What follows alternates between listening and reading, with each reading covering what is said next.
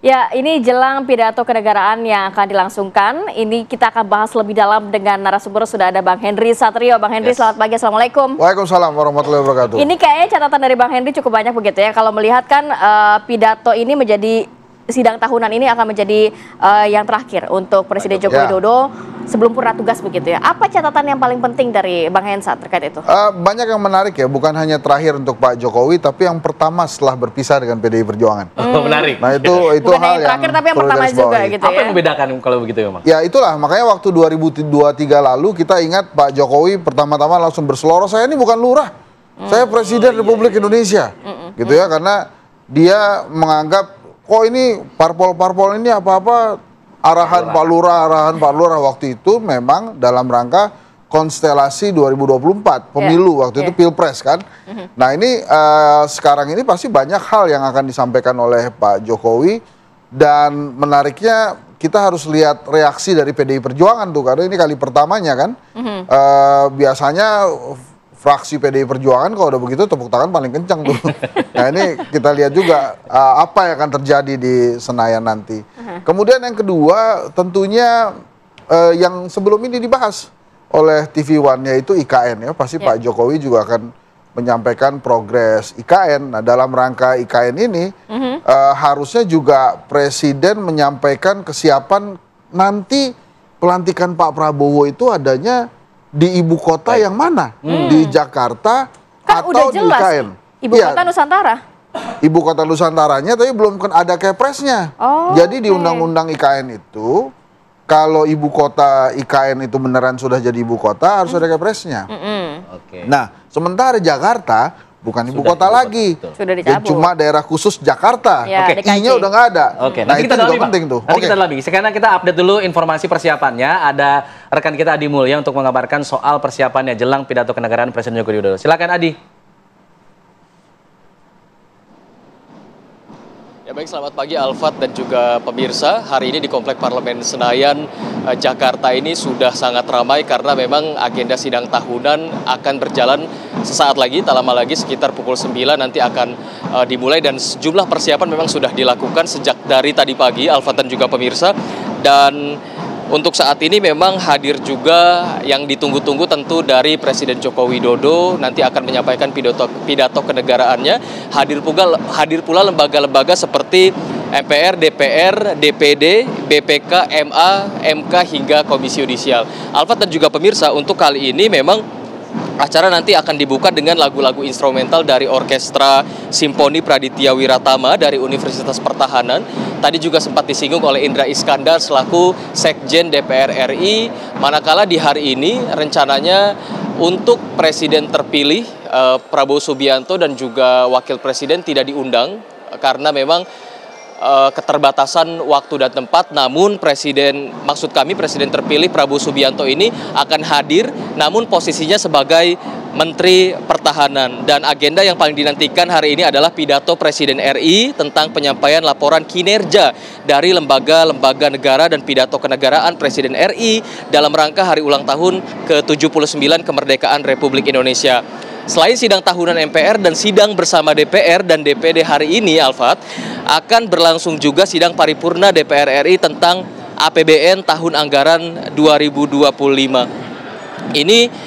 Sidang ini memang terdapat juga dua makna penting sidang tahunan MPR RI pada kali ini. Pertama, sidang tahunan MPR RI ini digunakan oleh para pelaksana kedaulatan rakyat dan juga lembaga negara untuk menyampaikan laporan kinerja, pelaksanaan, wewenang dan juga tugasnya kepada rakyat. Dan kedua, sidang tahunan MPR RI ini sebagai bentuk akuntabilitas kinerja lembaga negara kepada rakyat sebagai pemberi mandat. Nah, sejumlah tamu undangan juga akan dipastikan hadir, terdiri dari 1.222 undangan, sangat banyak Alfat dan juga pemirsa. Di Gedung Nusantara terdapat 800 tamu undangan juga yang akan ditempatkan nantinya di area Plaza Gedung Nusantara 4 di Komplek Gedung DPR, MPR atau DPD yang terletak di Senayan. Nah, untuk kali ini memang sejumlah keamanan juga tentunya sudah dipastikan akan mengamankan proses kelancaran dari sidang tahunan ini.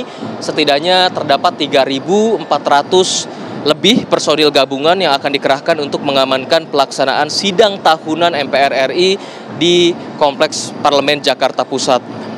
Nah, untuk kali ini memang dikonfirmasi oleh Sekjen DPR Indra Iskandar untuk Megawati, Tri Sutrisno, kemudian terdapat juga Budiono hingga Yusuf Kala konfirmasi hadir. Namun untuk Susilo Bambang Yudhoyono tadi disampaikan tidak hadir. Nah, setelah sidang juga Presiden Joko Widodo rencananya memang akan langsung bertolak ke ibu kota Nusantara untuk melanjutkan agenda lain. Nah, untuk saat ini memang sidang belum dimulai karena memang masih terdapat sejumlah persiapan untuk sidang ini akan dilaksanakan. Nah, untuk saat ini sidang masih belum dimulai karena memang masih terdapat persiapan-persiapan dari komponen-komponen yang akan mendukung sidang ini dimulai, seperti terdapat marching band, kemudian terdapat juga orkestra yang akan nantinya dimainkan pada sidang tahunan MPR yang terletak di Senayan, Jakarta Pusat. Untuk sementara demikian kami kembalikan kepada Anda di studio dan akan kami update lebih lanjut lagi tentang kedepannya mengenai sidang tahunan yang terletak di Senayan ini. Untuk sementara demikian, kami kembalikan kepada Anda di studio. Baik. Adi Mulya, kita akan tunggu nanti sembari menunggu, kita nanti juga akan kembali lanjutkan dialog. Saya ingin melanjutkan, sempat disinggung soal IKN harus disebut nih, harus ditentukan mengenai statusnya sebagai ibu kota dalam pidato pada hari ini. Begitu ya, Bang ya? Kenapa itu kemudian menjadi hal yang penting? Dijawab usai jeda. Kami akan kembali, tetap di sini di Apa Kabar Indonesia Pagi. Presiden Joko Widodo seperti biasa akan pidato di sidang paripurna DPR setiap tanggal 16 Agustus. Salah satu agenda penting rapat adalah penyampaian draft RUU dan RAPBN 2025. Sidang tahunan MPR RI 2024 merupakan bagian dari rangkaian acara peringatan HUT ke-79 Republik Indonesia. Untuk pelaksanaannya, pidato kenegaraan oleh Presiden RI akan bertempat di ruang rapat paripurna Gedung Nusantara MPR, DPR, DPD RI. Presiden akan menyampaikan laporan kinerja lembaga-lembaga negara dan pidato kenegaraan dalam rangka HUT ke-79 kemerdekaan Republik Indonesia. Selanjutnya, Presiden akan menyampaikan keterangan pemerintah atas RUU tentang APBN tahun anggaran 2025 beserta nota keuangan dan dokumen pendukungnya.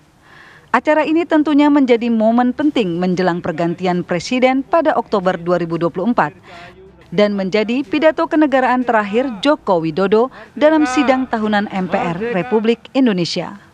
Tim TV One mengabarkan. Warahmatullahi wabarakatuh. Ya, di segmen sebelumnya Bang Henry Satrio mengatakan bahwa penting bagi Pak Presiden Joko Widodo untuk menyebutkan status dari ibu kota Indonesia saat ini di mana? IKN atau di mana? Karena saat ini belum ada kepresnya, begitu Bang ya? Ya, kenapa ini menjadi hal yang penting Bang untuk disampaikan dalam pidato kenegaraan? Ya, sehingga rakyat Indonesia juga bisa membayangkan nanti Pak Prabowo itu akan dilantik sebagai presiden di mana. Karena kan Jakarta sudah dicabut statusnya sebagai ibu kota, makanya jadi DKJ kan, kita sekarang daerah khusus Jakarta, bukan ibu kota lagi. Sementara IKN Kepresnya belum keluar. Nah, Pak Jokowi menurut saya perlu juga memperjelas itu supaya arah menuju pelantikan tuh ada gitu ya. Maksudnya ada tuh kita paham juga mau di Jakarta atau mau di IKN. Dan kemudian kasihan Pak Prabowo juga nanti kalau misalnya dilantik belum ada kejelasan ibu kotanya kan. Secara undang-undang kan ya harus dilantik di ibu kota, soalnya undang-undang begitu. Undang-undang dasar kalau nggak salah, nanti dicek ke pakar hukum tata negara ya. Tapi nanti Pak Jokowi juga pasti akan bicara karena ini ada rancangan APBN juga.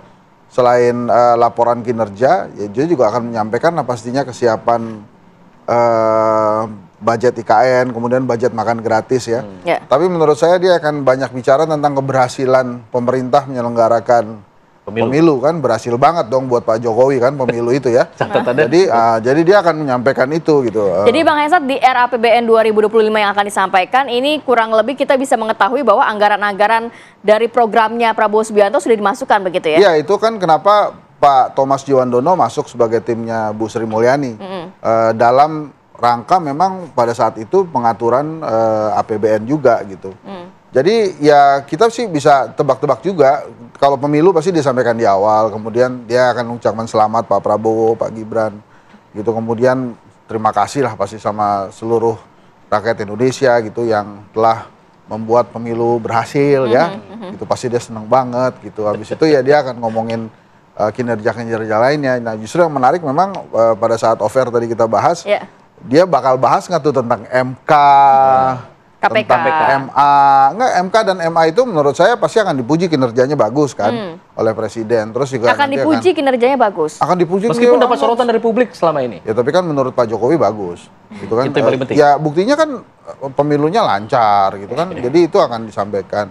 KPK juga, kepolisian juga pasti akan dipuji, TNI juga akan dipuji. Berarti nggak akan ada koreksi dari Presiden Joko Widodo menurut Bang Hensat kepada lembaga-lembaga? Nah kalau menurut saya dia akan memuji, terus kemudian juga akan melaporkan. Kalau Mbak Puan kan pasti akan melaporkan legislasi, berapa banyak undang-undang yang sudah diputuskan dan lain-lain. Jadi menurut saya hal-hal positif akan disampaikan oleh Presiden ya, termasuk kalau menurut saya sih yang ditunggu-tunggu adalah mungkin nanti siang pada saat penyampaian nota APBN itu budget IKN dan budget makan gratis ya, karena itu yang penting dan flagshipnya Pak Prabowo kan memang makan gratis. Makan siang gratis. Makan siang gratis gitu. Dan juga menurut saya menarik pasti nanti dia akan bicara juga tentang pilkada, gitu. Kemudian dia akan bicara tentang transisi kepemimpinan, gitu-gitulah. Memang kan kalau kita lihat ya sama-sama ya di setiap tahun kan kita bicara ini. Pak Jokowi kan memang semakin percaya diri ya. Makanya tadi kita mulai perbincangan dengan tahun 2023 lalu dia sempat ngegas di awal tuh. Saya bukan lurah, saya Presiden Republik Indonesia. Nah yang ini juga saya yakin dia akan lebih pede lagi gitu. Karena semua agendanya kan bisa dijalani dengan baik ya. Dan sukses lah semuanya. Saya nggak ingat ada yang fail ya agendanya Pak Jokowi itu semuanya lancar gitu. Kecuali memang tentang ekonomi ya. Beliau sempat mengatakan akan meroket 7% kan namanya tidak terjadi, itu stuck di 5%. Makanya waktu itu juga sempat dibahas pada saat Pak Prabowo menginginkan ekonomi 8%. Nah itu juga sempat dibahas tuh langkah-langkahnya mesti gimana, ini 7% aja kemarin Pak Jokowi kan belum tercapai gitu. Dan kemudian dari sisi ekonomi juga pasti akan diungkapkan biasanya kalau dalam pidato kenegaraan yang disorot tuh adalah UMKM tuh. Penggunaan produk-produk dalam negeri. Waktu itu sempat tentang nikel, kemudian tekanan-tekanan dari WTO ya. Nah ini sekarang mungkin dia juga akan bicara itu, tapi hal-hal yang lain. Misalnya bagaimana investor ya yang mulai tertarik, kan mulai tertarik boleh kan. Masalah masuk atau tidak kan belakangan, tapi yang penting mulai tertarik terhadap IKN. Dan lain-lain lah. Jadi pembangunan infrastruktur juga pasti akan dia sebutkan juga. Kalau bicara masalah soal anggaran, tadi Bang Hensat sebutkan nanti kemungkinan akan bicara soal anggaran di IKN, lalu anggaran program makan bergizi gratisnya Pak Prabowo Subianto. Nah kalau memang nanti sudah disebutkan soal anggaran IKN, apakah ini artinya bisa dibilang mengunci untuk pemerintahan selanjutnya untuk melanjutkan program tersebut? Atau memang masih ada kemungkinan program itu tidak berjalan misalnya? Kalau menurut saya sih saya mendukung IKN tetap jalan ya, karena kan sudah diputuskan oleh negara ya. Jadi pada saat apalagi pada saat budgetnya sudah disiapkan, ya itu bisa digunakan kecuali memang ada kejadian-kejadian luar biasa, ya amit-amit juga misalnya seperti COVID gitu kan, ada beberapa anggaran yang akhirnya dialihkan ke COVID. Tapi kalau memang sudah ada, menurut saya sih tinggal dilaksanakan. Tapi membangun kota kan tidak semudah membalikan telapak tangan ya. Yang ada di sekitar Jakarta misalnya BSD, kemudian ada beberapa kota-kota baru di Bekasi ataupun di Bogor itu kan tidak dalam waktu sekejap kemudian bisa ada, retailnya mesti ada dulu gitu. Dan salah satu hal yang menurut saya melegakan dari perkembangan IKN itu adalah pada saat Pak Basuki mengatakan bahwa aliran airnya atau pasokan air itu sudah ada, air bersih. Nah itu menurut saya yang paling penting tuh dalam pembangunan kota ya. Nanti kita lihat aja yang terjadi itu apa, karena kan sampai hari ini baru para pekerja saja yang bisa dan mau gitu ya, dan memang harus gitu hidup dan tinggal di IKN berhari-hari gitu ya. Kalau influencer kan sebentar pulang gitu. Kemudian para menteri juga datang sebentar pulang, Pak Jokowi juga begitu. Nah mudah-mudahan kan katanya ada relawan yang akan hadir 500 sampai 1000 orang ya, mudah-mudahan mereka datang ke IKN, dia stay di sana supaya rame dan kehidupan ekonominya jalan gitu. Jadi hidup di situ. Jadi bukan cuma piknik gitu kan, kalau datang sebentar pulang kan piknik tuh, dia nggak hidup di IKN. Nah itu juga menjadi tantangan sih. Jadi menurut saya flagship seperti IKN, kemudian program makan siang gratis Pak Prabowo itu akan dibicarakan pemilu, pilkada, dan pujian-pujian untuk lembaga-lembaga negara yang Bang memang Hensat, sudah berhasil dan tapi sukses. kalau ngeliat postur anggarannya sendiri dari sisi Bang Hensat kan di programnya Prabowo Subianto kan ada program-program tambahan begitu ya. Apakah memang pastinya akan ada yang dipangkas-pangkas begitu nantinya? Kalau dipangkas-pangkas saya nggak paham juga tuh nanti skema APBN-nya gimana. Tapi menurut saya kehadiran Mas Thomas Djiwandono di dalam struktur Kementerian Keuangan itu pasti akan membawa misi supaya beberapa program flagship Pak Prabowo tuh bisa dianggarkan di pemerintahan baru nanti. Jadi kalau dilantik 20 Oktober minimal rakyat tuh bisa menikmati makan siang gratis mungkin dalam 40 hari pertama. Ada beberapa yang sudah memang digelontorkan. Dan flagship-flagship yang lain kan banyak tuh, ada pendidikan kedokteran dan lain-lain, itu kan akan disampaikan. Nah jadi ini memang aromanya adalah aroma transisi dari Presiden Jokowi ke Pak Prabowo nanti. Tapi kalau yang lain-lain ya memang bumbu-bumbu aja. Makanya banyak yang menunggu nanti pada saat jam 13 ya penyampaian pidato tentang nota RAPBN itu. Jadi kita bisa lihat oh nanti arahnya kemana. Terutama juga biasanya yang ditunggu-tunggu juga dalam pidato kenegaraan tuh PNS, ASN, ada gaji ke-13, gaji ke-14, gaji ke-15 atau ada kenaikan gaji lagi atau tidak gitu. Ya selain memang biasanya saya nggak tahu deh masih ada nggak yang suka bikin kuis tuh ya Pak Presiden kali ini pakai baju apa gitu, daerah mana atau pakai jas apa gitu ya nanti kita lihat juga. Tapi gitu. yang kayak gitu-gitu kadang mengalihkan substansi nggak sih? Kadang orang jadi lebih membicarakan kostumnya ketimbang substansi pidatonya misalnya. Iya karena memang itu lebih mudah ya ditangkap oleh rakyat dan kemudian lebih enak diomongin gitu dibandingkan ngomongin nota APBN gitu atau misalnya pujian positif dari Presiden tentang kinerja MK, kinerja MA gitu kan.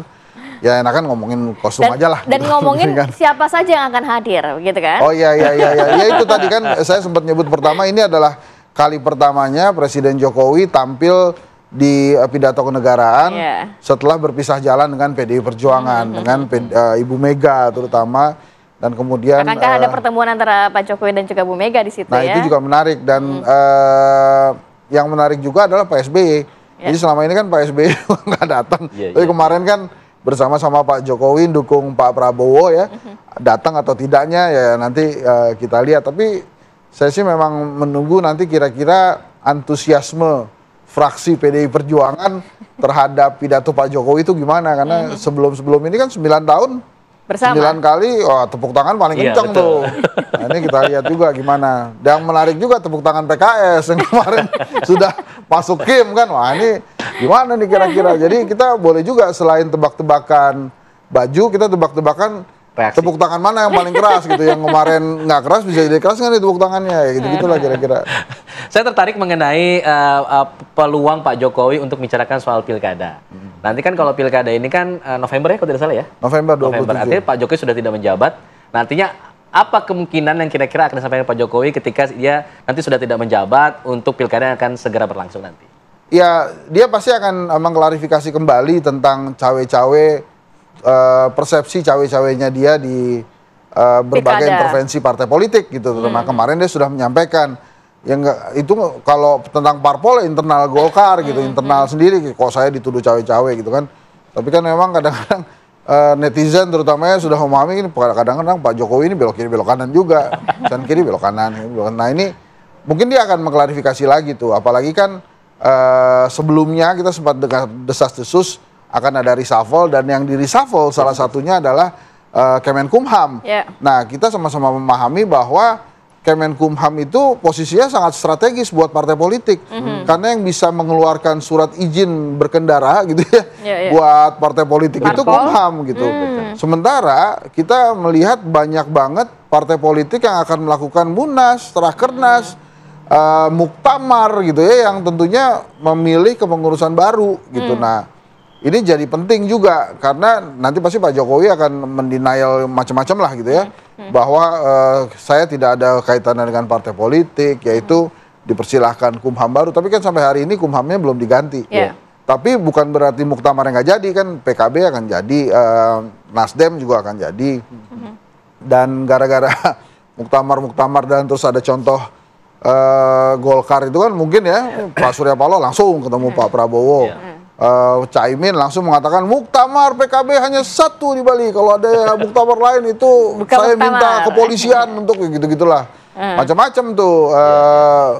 Jadi itu juga akan jadi hal yang menarik dari sisi politik ya. Tapi ya saya juga, walaupun saya memprediksi Pak Jokowi akan berterima kasih dan memuji kinerja MK dan MA, saya mau tahu juga tuh reaksi DPR tuh gimana. Oke lah, kalau gitu kita juga pastinya sama-sama akan menantikan bagaimana pidato kenegaraan yang nantinya akan berlangsung. Terima kasih banyak Bang Hensat sudah hadir pagi hari ini. Sehat selalu. Assalamualaikum.